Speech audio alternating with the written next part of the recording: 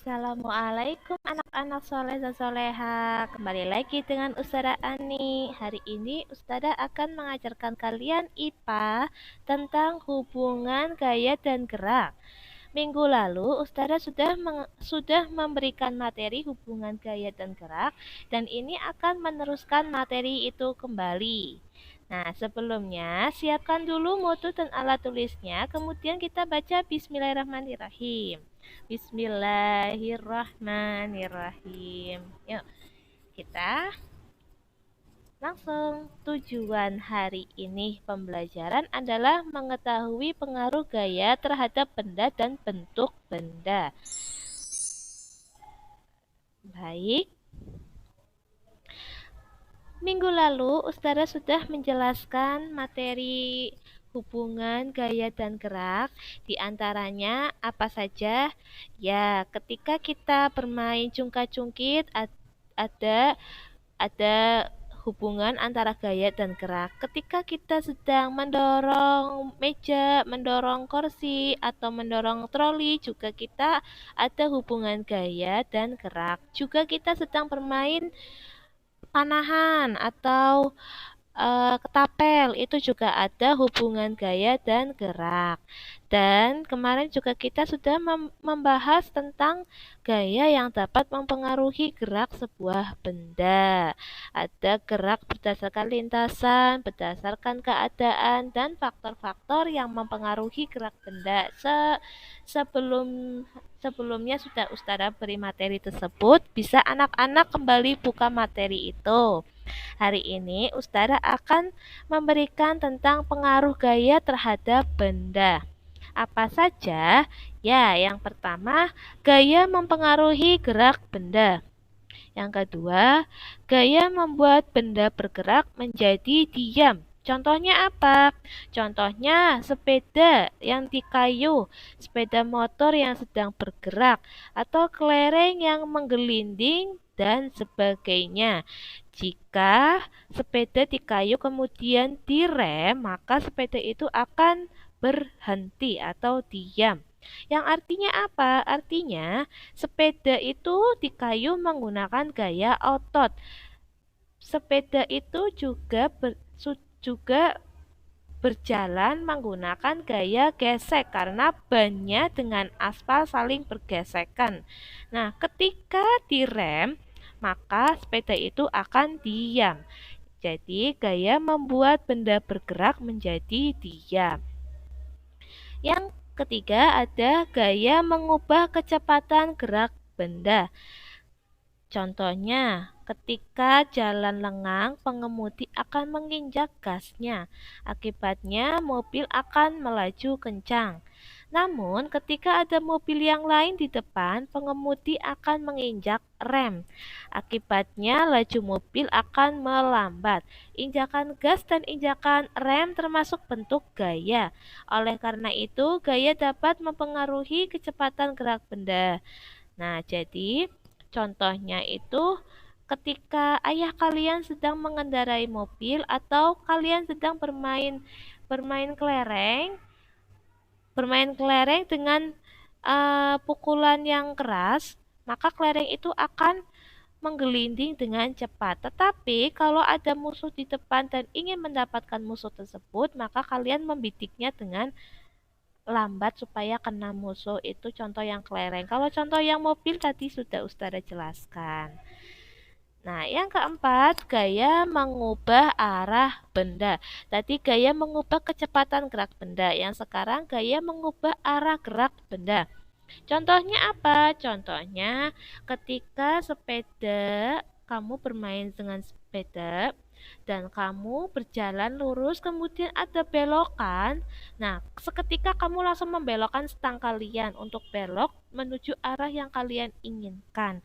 Nah, itu adalah gaya mengubah gerak benda. Terus selanjutnya, saat gaya mengubah gerak benda itu ada gaya-gaya yang dikelompokkan ya anak-anak. Nah, apa aja? Ada gaya sentuh dan gaya tak sentuh. Ada di modul halaman 39. Gaya sentuh adalah gaya yang timbul karena gaya langsung bersentuhan dengan benda. Contohnya gaya otot, gaya pegas, dan gaya gesek. Yang kedua, gaya tak sentuh, yaitu gaya yang timbul walaupun gaya tidak bersentuhan dengan benda. Gaya yang timbul walaupun tidak bersentuhan dengan benda. Contohnya ada gaya magnet, gaya listrik, dan gaya gravitasi. Ini adalah eh, gaya yang mengakibatkan benda bergerak menjadi diam, bergerak lebih cepat, dan berubah arah. Jadi yang tadi Ustazah sebutkan gaya sentuh dan gaya tak sentuh itu adalah sifat gaya dikelompokkan berdasarkan sifatnya. Tuh. Yang sekarang ada gaya mempengaruhi bentuk benda. Gaya yang mempengaruhi bentuk benda ini yang pertama ada contoh-contoh gaya yang dapat mengubah bentuk benda. Contohnya ketika telur jatuh ke tanah langsung pecah karena berbenturan dengan tanah. Telur jatuh ke tanah ke bawah dan langsung pecah dan berbenturan dengan tanah. Yang artinya telur itu jatuh ke bawah adanya gaya gravitasi bumi. Kemudian langsung pecah ke tanah. Artinya telur itu mengalami gaya gesek dengan tanah. Akhirnya pecah. Selanjutnya ada tanah liat dan plastisin merupakan bahan yang lunak dan dapat digunakan. Tanah liat atau plastisin atau malam apabila dibentuk dengan tangan kalian, maka akan mengubah bentuk benda. Yang artinya tanah liat itu adalah bendanya dan yang membentuk itu adalah tangan kalian. Tangan kalian itu menggunakan gaya otot, ya kan? Nah, akhirnya tanah liat atau plastisin itu ketika ditekan-tekan bisa berubah menjadi barang-barang seperti kayak keramik, kayak gelas, asbak, terus eh, patung-patung yang menggunakan tanah liat dan lain-lain, macam-macam. Yang ketiga, ada kayu besar dibentuk dengan pahat menjadi kayu-kayu kecil ataupun sebuah karya menjadi patung karena adanya gaya. Jadi di sini yang ketiga, kayu besar apabila dibentuk menggunakan tangan kita dibantu dengan alat, maka kayu itu akan membentuk sebuah karya. Ya, ada patung, ada apa lagi? Perabotan-perabotan rumah tangga. Itu adalah sebuah benda yang dipengaruhi oleh gaya sehingga membentuk suatu benda. Gitu. Gayanya apa Ustazah? Gayanya yaitu gaya otot bisa, gaya gesek bisa. Kenapa gesek? Karena kan dibentuk dengan alat. Jadi saling bergesekan akhirnya membentuk sebuah benda. Selanjutnya, pengaruh gaya terhadap keadaan benda dalam air. Jadi, di dalam air itu terdapat suatu gaya yang disebut gaya tekan ke atas. Jika gaya tekan ke atas lebih besar, maka benda akan terapung. Jika gaya tekan ke atas sama dengan berat benda, maka benda akan melayang. Nah, jika gaya tekan ke atas lebih kecil dari benda, maka benda akan tenggelam. Artinya apa? Contoh kecil adalah telur. Telur, ya. Kalau telurnya bagus, itu akan tenggelam.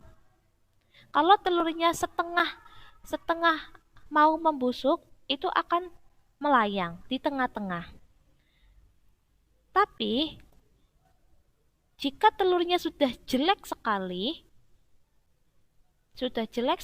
atau sudah bau karena di dalamnya itu gaya tekannya itu lebih besar dibanding berat benda, bendanya itu kan telur, telurnya sudah bau, otomatis kan beratnya sudah berkurang ya, maka itu telurnya akan mengapung. Contoh yang kedua adalah manusia. Manusia apabila ia tidak bernafas dalam air, maka dia akan mengapung. Kalau dia setengah bernafas, bernafas dan tidak gitu, maka dia akan melayang di tengah, bisa berenang. Dan apabila dia itu menggunakan alat bantu nafas ke bawah untuk menyelam. Tuh. Kenapa kok bisa mengapung, melayang, dan tenggelam, Ustazah? Karena kalau tenggelam itu dia memiliki ruang yang sempit, sehingga rongga udara di dalamnya itu nggak ada area tenggelam. Tetapi kalau dia melayang, dia mengapung, rongga udaranya itu dia sangat luas, sehingga benda tersebut bisa mengapung. Tuh. Nah, dari sini selesai penjelasan kita. Tugasnya adalah anak-anak mengerjakan uji kompetensi bab 4 hubungan gaya dan gerak. Hanya Romawi satu saja, yaitu Pilgan saja. Hasilnya difoto kemudian dijapri ke Ustazah Ani via WA. Nah, terima kasih sampai di sini. Mohon maaf apabila ada yang kurang paham, bisa langsung hubungi Ustazah Ani via WA beserta tugasnya. Atau apabila ada yang nggak paham dengan tugasnya juga bisa langsung hubungi Ustazah Ani. Sampai di sini Ustazah sampaikan dan Ustazah akhiri. Wassalamualaikum warahmatullahi wabarakatuh.